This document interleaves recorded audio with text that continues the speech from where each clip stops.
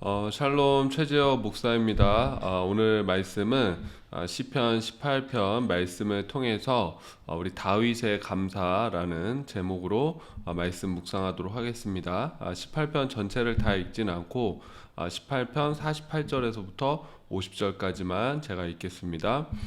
주께서 나를 내 원수들에게서 구조하시니 주께서 나를 대적하는 자들의 위에 나를 높이 드시고 나를 포악한 자에게서 건지시나이다.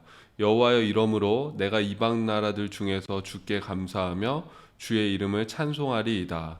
여호와께서 그 왕에게 큰 구원을 주시며 기름 부음 받은 자에게 인자를 베푸시며 영원토록 다윗과 그 후손에게로다.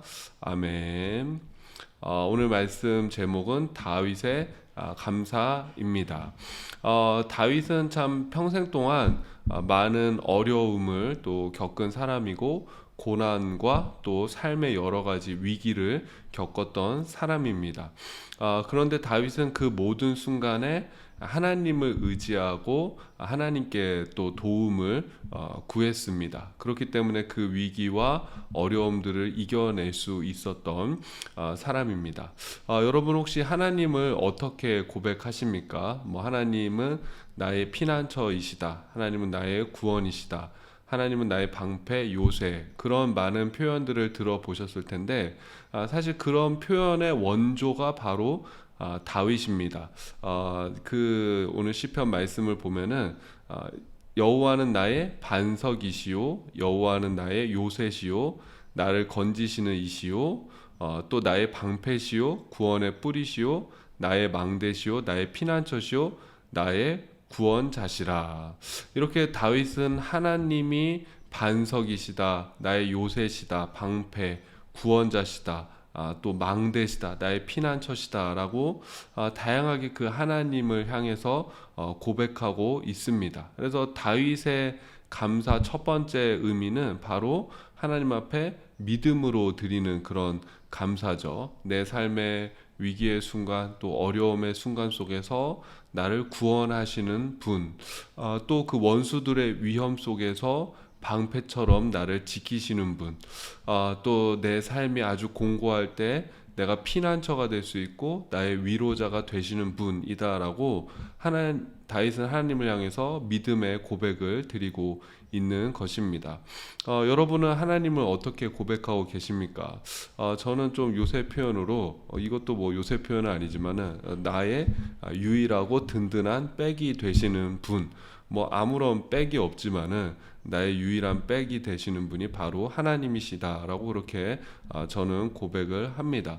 우리도 삶에 여러 가지 위기가 있고 어려움이 있을 수 있죠. 또 그런 것들이 삶 속에서 우리를 찾아오죠. 그럴 때 여러분 하나님께 이 다윗처럼 믿음의 고백을 드리고 감사를 드리면서 그 삶의 위기들을 잘 이겨낼 수 있는 믿음이 있기를 바랍니다. 두 번째, 다윗은 하나님이 행하신 일들에 대해서 감사하며 또 고백하고 있습니다. 이 시편 18편하고 동일한 본문이 사무엘하 22장인데 이 사무엘하를 보면은 또 시편 18편 그 위에 시편에 대한 해설을 보면은 다윗이 언제 이 시를 지었는가 나타나 있습니다. 바로 하나님께서 다윗을 모든 원수의 손과 사울의 손에서 구원하신 그날에 다윗이 이 노래의 말씀으로 여호와께 아뢰어라고 되어 있습니다. 자신의 삶이 공궁하고 아주 궁핍하고 위기와 위험 가운데 있을 때는 하나님을 참 잘 찾을 수가 있습니다. 당연히 그때는 하나님을 찾아야 될 때입니다.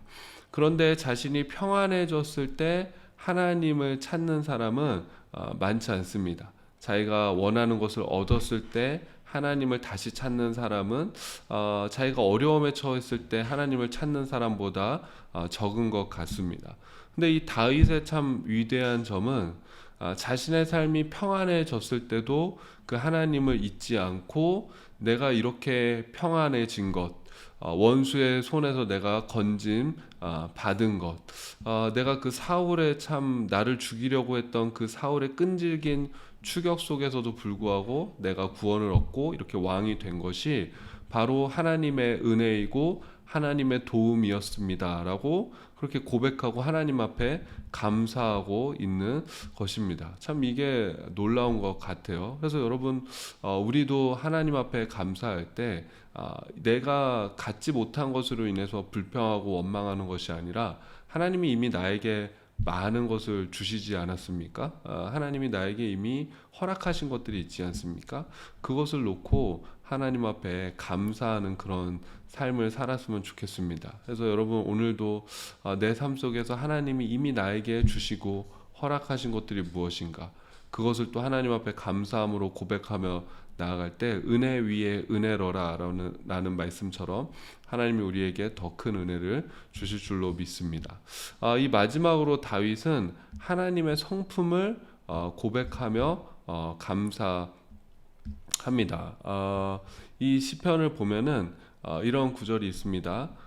자비한 자에게는 주의 자비하심을 나타내시며 완전한 자에게는 주의 완전하심을 보이시며 깨끗한 자에게는 주의 깨끗하심을 보이시며 사악한 자에게는 주의 거스르심을 보이시리이다.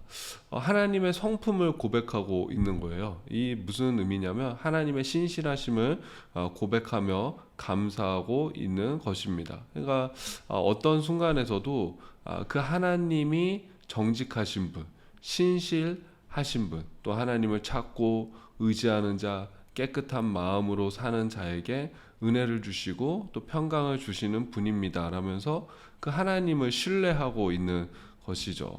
우리도 하나님의 성품을 신뢰할 수 있어야 합니다. 여러분, 우리는 내 주변에 펼쳐지는 그 상황들, 또 환경들, 내가 겪는 문제들 때문에 하나님을 신뢰하지 못할 때가 너무나 많이 있습니다. 하나님의 신실하심을 믿지 못할 때가 너무나 많이 있죠. 근데 다윗은 그런 모든 상황 속에서도 그 하나님의 신실하심을 신뢰했고 하나님의 성품을 확신했고 믿었고, 그렇기 때문에 하나님께 감사함으로 나아갈 수 있었습니다.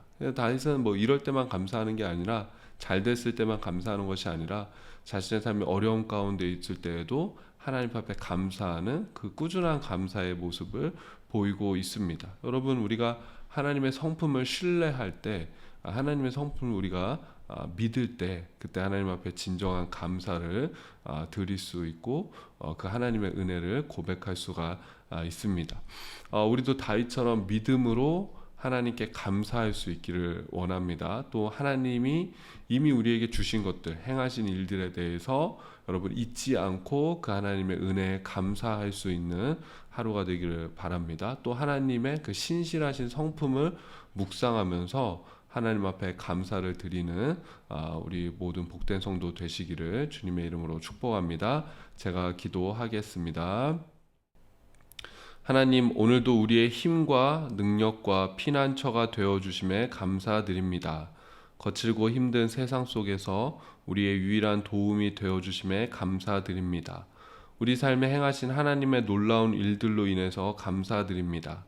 신실하시고 인자하신 하나님을 믿기에 또 감사드립니다.